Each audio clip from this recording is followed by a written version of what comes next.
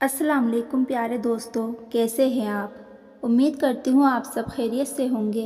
अल्लाह ताला आपको खुश रखे और आपकी जायज़ तमन्नाओं को पूरा फरमाए, आमीन। तो चलिए आज की वीडियो शुरू करते हैं। बिस्मिल्लाहिर्रहमानिर्रहीम। हज़रत इब्ने अब्बास रज़ी अल्लाहु अन्हु के पास कुछ लोग आए और कहा कि हमारे एक साथी का इंतकाल हो गया है। ने उसे दफन करने के लिए कब्र खोदी तो उसमें एक काला सांप नज़र आया। दूसरी मर्तबा कब्र खोदी, फिर तीसरी मर्तबा कब्र खोदी तो उन दोनों में भी वैसा ही सांप मौजूद है।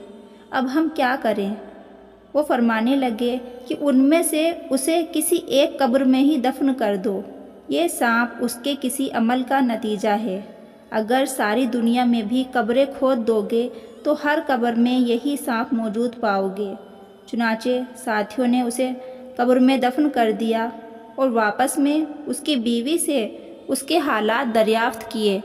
बीवी ने रोते हुए बताया कि वो गल्ले की तिजारत करता था, रोज़ाना खाने के लिए गल्ला निकालता और उसके बदले उसके अंदर कंकर और लकड़ी मिला देता था।